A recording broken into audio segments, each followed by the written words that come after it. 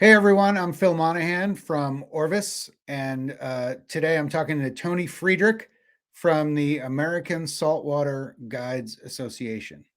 Um, Thanks for doing this, Tony. And can you start off just by telling us who you are and what the organization does?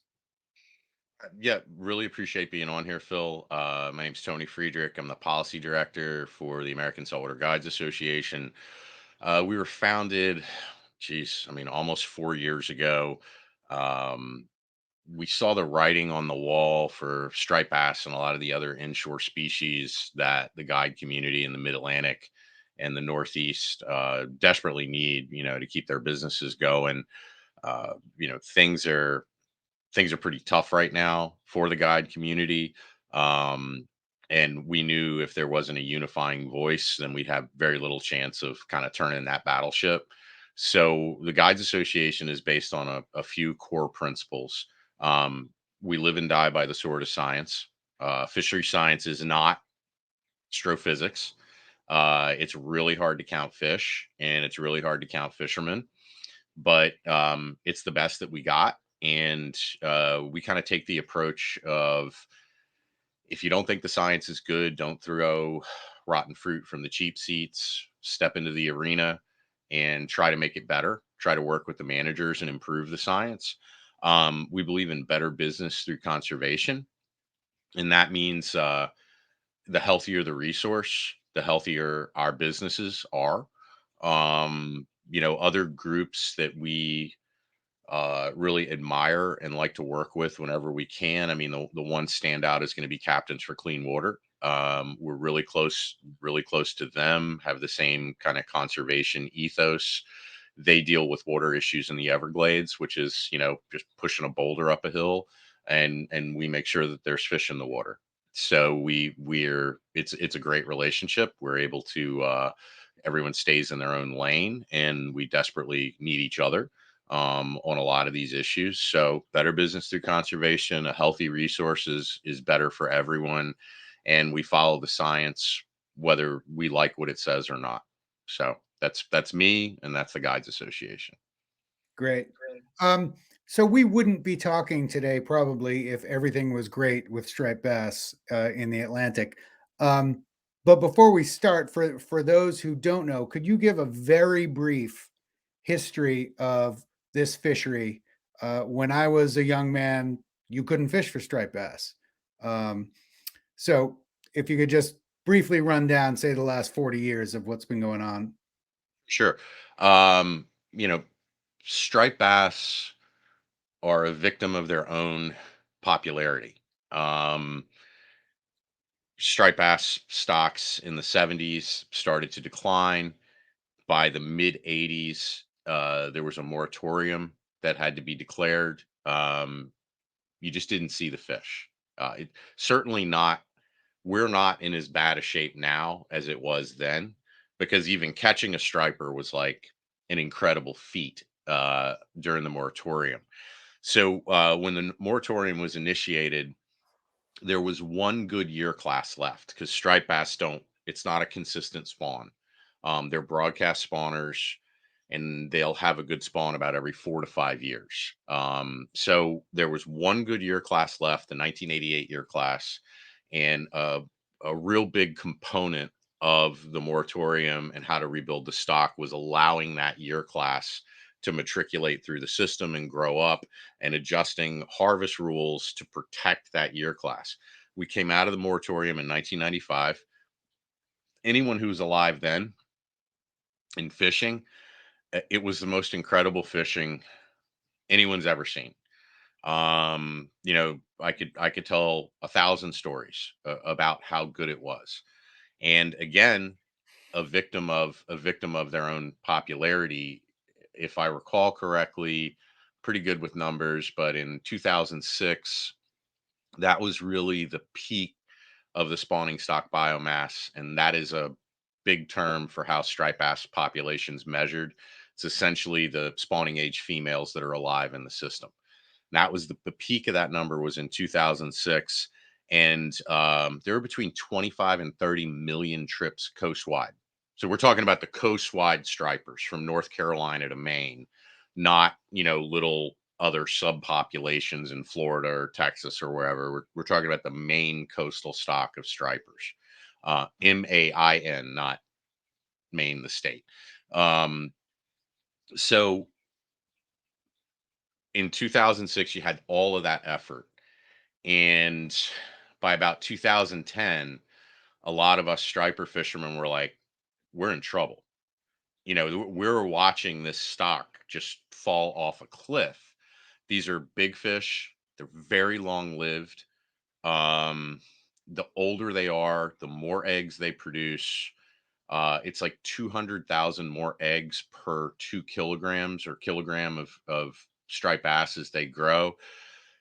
Striped bass grow pretty quickly to age 8, and then they slow down considerably, much like a redfish will grow really fast to age 3, and then their growth really diminishes. Um, so we started ringing the alarm bells in around 2010, 2011. A stock assessment came out in 2014. It said that we would be overfishing the stock by 2017 if something didn't happen. We begged and pleaded with the Atlantic States Marine Fisheries Commission to adjust the limits. They did not. The famous quote from the fisheries management plan coordinator for striped bass at the commission was, "This is a green light fishery." And all our hearts sunk because we knew that we were going to be in the battle for our lives and our livelihoods. So since then, it has been basically conservation versus harvest, standing in the middle of the ring, throwing haymakers at each other. One saying the stock is fine, the other saying we're in deep trouble. And here we are today. Um, Here we are today with one good year class left, the 2015s. We're jumping up and down and screaming, protect them, because there's nothing on the other end. And other people are saying it's the greatest the fishing's been in 15 years. And we are sizing up for a big battle in May that's going to determine the future of the fishery. So So even though people are catching fish, you can see that the future is not going to bring the fish in the same way. yeah, so the 2015 year class, again, understanding that striped bass do not spawn great every year, was the eighth best on record. So really a substantial, strong year class. The 2017 and 18 year classes were average. After that, there's nothing. Um, the 2019 through 2022 year classes are essentially absent. They're some of the lowest recorded. So right now, because those 2015s are in the slot limit that we initiated, uh, people are going out and they're saying how easy it is to catch fish. There's big fish. There's the 2015s. Fishing's great. What are you people crazy? And we're like, yeah, there are certain areas where the fishing's really good. There's pretty good fishing in Cape Cod over the summer. And then you have the Raritan, the Hudson estuary in New Jersey that had incredible fishing this winter. Um, but these are the last of the fish. And, all you need to do is look at the spawning success to understand that this is it. This is it. And either we change course and we do something to protect this good year class and give them an opportunity to have a few good spawns, or we continue harvesting them. And if we continue the harvest of this 2015 year class, there's not going to be a lot of fish left to make babies. Right. And we need fish to make babies. So So what is the current slot limit? 28 to 35 and 28 to 35 inches. And those 2015 fish will be, what, 8 years old this year. So they are smack dab in the middle. They're somewhere between 30 and 33 inches. Kind of, some of them grow a little bit different, just like trout in the stream. Some are more successful. But by and large, that cohort is sitting right in the center lane of of that slot limit, and they are gonna there is going to be an incredible amount of pressure exerted on them in the 2023 season. So the stock, the year class that could be the savior of the fisheries is the one that's going to be harvested the most. Yeah, Phil, we just got the preliminary numbers from harvest in 2022, which was the first year that that stock was predominantly within the within the slot. So in 2020, and I'm sorry to the listeners, if you do this every day, you can rattle off these numbers. It's not something I'm proud of. I'd much rather be on here with Phil showing pictures of fish than kind of being like Rain Man with statistics. But in 2020, we had a harvest of about 14 million pounds in change coastwide. In 2021, it was about 15 million pounds in change, and we just got the numbers in from 2022 and it was 35 million pounds. That is not how to rebuild a stock. So shocking. Yeah. Um, is there a current plan in place to rebuild, and is that not going to work? There Now, was, there was. So the commission is mandated. The Atlantic States Marine Fisheries Commission manages striped bass, redfish, weakfish, menhaden, 20 cobia, 27, 28, 27 species, I think now. Really, really crucial species to inshore fishing in the mid-Atlantic from Florida to Maine. That's where they manage.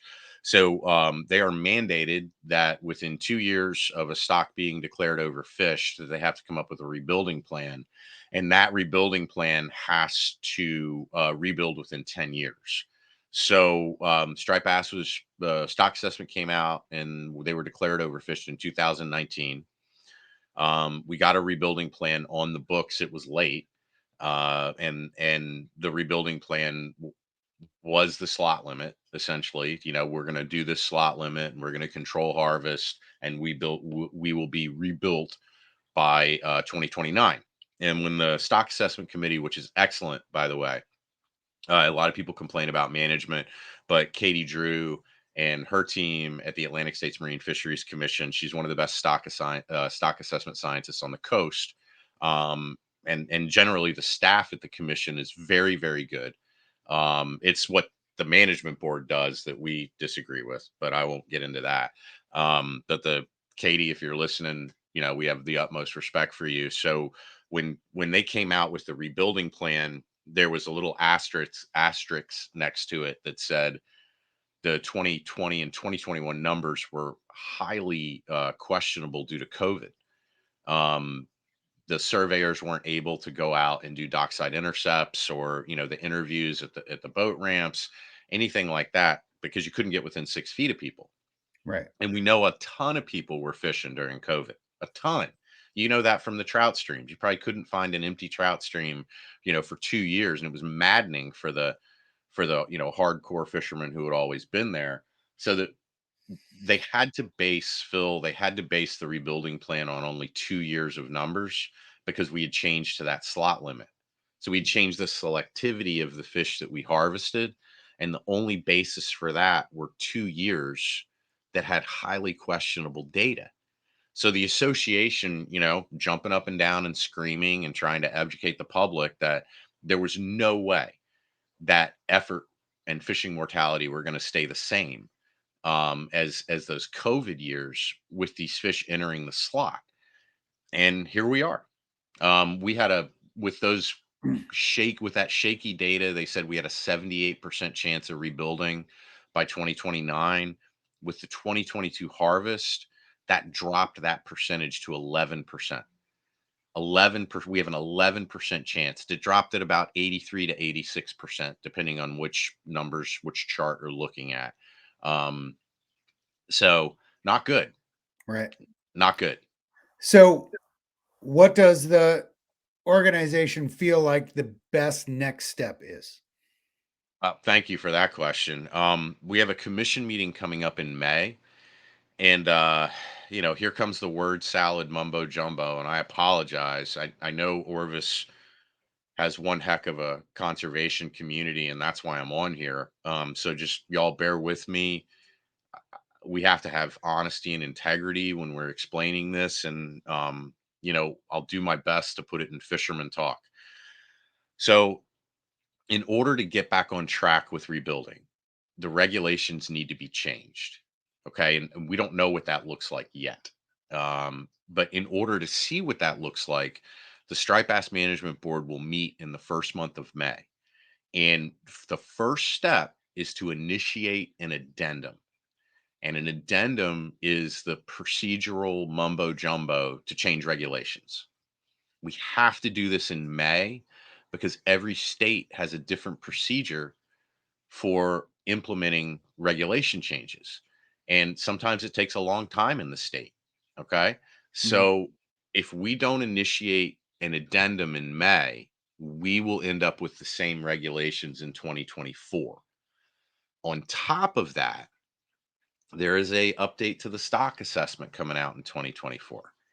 Some of the managers who don't want to on the Striped Bass Management Board who don't want to see change will use that stock assessment to delay and stall rebuilding.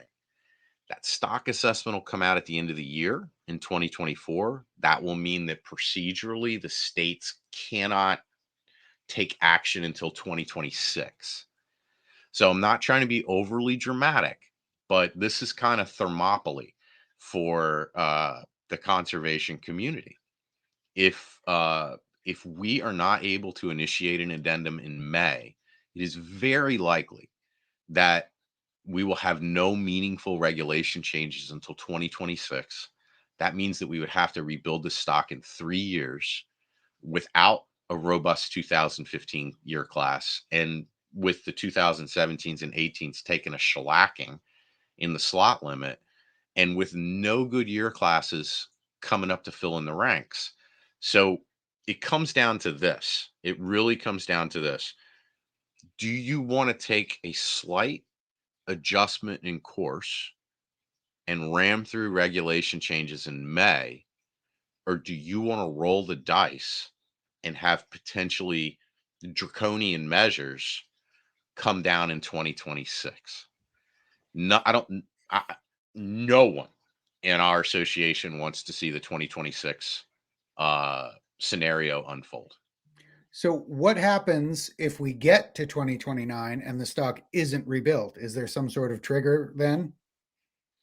So I don't even want to think about that, Phil. You have to be your genetics have to be part lunatic idealist to do this job. And I don't even want to put that thought in people's heads. It really 2026 is the key. If we fail in May, I'll just say I am not a stock assessment scientist. This may come as a shock to people looking at this podcast, but I don't have any scientific training. I know that's probably just shocking to the community. I taught myself all this stuff. I have time on the water. That's what I have. And I was kind of in a position where I saw all of these things going on 20 years ago, and I'm an idiot. I just said, if somebody doesn't do something, it's not just striped bass, it's bluefish, it's weak fish, it's summer flounder. Things are not going well, and So I just kind of said to myself, screw it, I'll teach myself, and then I ended up here, 20 years later. I don't know how it happened. so I you just said the magic words, which is do something. You got to do So something. so for our audience, what can they do to help in what's now the next 3 weeks Yeah. of this So month?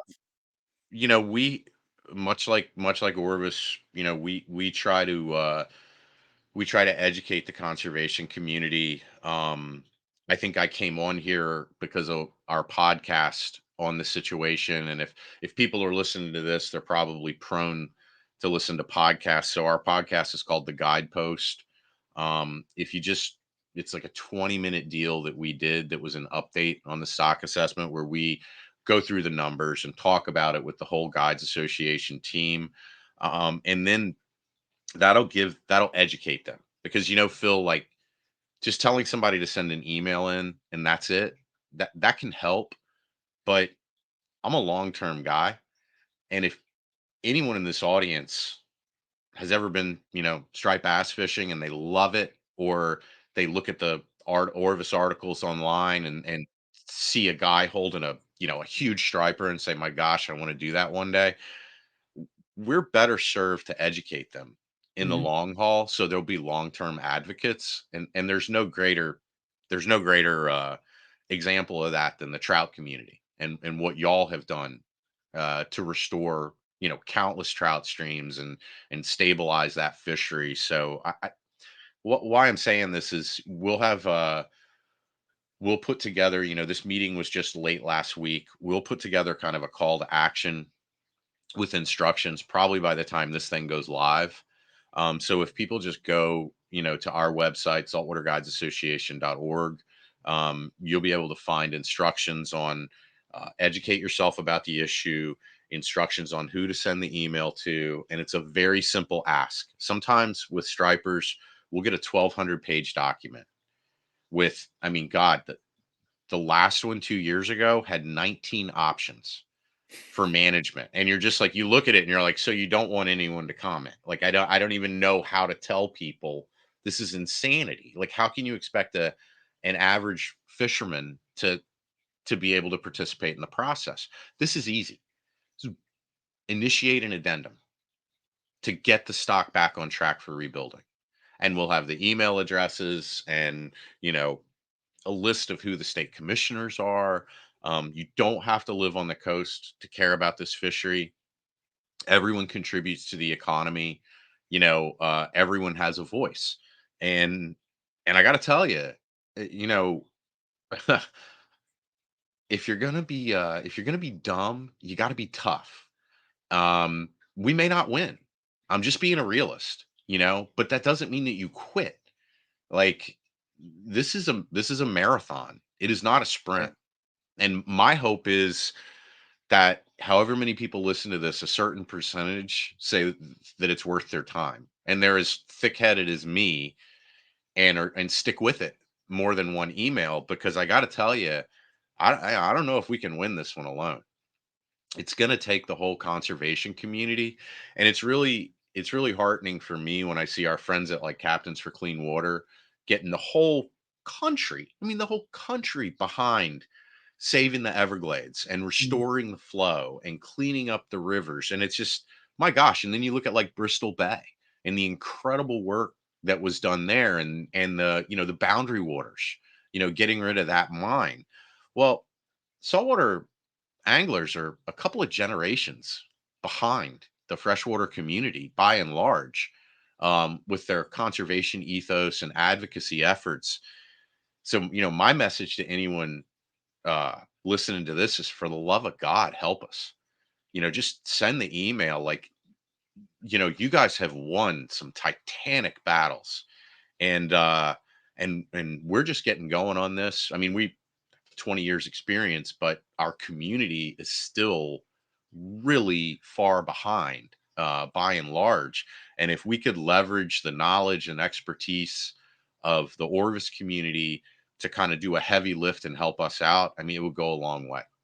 So we'll have something on our website that's educational, uh lays out the issue with honesty and integrity, and then says how to take action.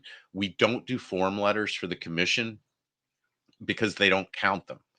There have been some bad experience with form letters in the past, and in order to participate, you need a thoughtful, meaningful individual email. Mhm. And that sucks. Sorry for the technical jargon, but it makes our life really hard. But it is what it is, and you can't Right. you can't go on a football field and complain that it's 100 yards long, right? I'd do so much better if it was 70 yards long. Well, yeah, I'm fat and 51. You're damn right I'd do better if it was, but it's 100 yards long. That's the playing field. That's what we deal with. So there's no crying in fishing unless you lose a real big fish. Put your big boy pants on, and deal with whatever the situation is, because this is about saving the most iconic fish on the East Coast. It's really important. We will include all the links to everything. Um, and, thank you for what you're doing and for coming on to talk to me about it today. And I really hope that we can start to build a bigger movement. Phil, the thanks goes to you and Orvis and their commitment to conservation and education and awareness on all of these issues. Y'all have a huge platform, a huge brand, and you're using it in the right way. So the little guys in the conservation community, we all stand up and applaud and appreciate that commitment to conservation because it makes a huge difference. And the whole community is fortunate to have brands like Orvis putting their shoulder into these fights because frankly, that's the only way that we're going to win. I appreciate it. Well, good luck to you. Thank you, sir.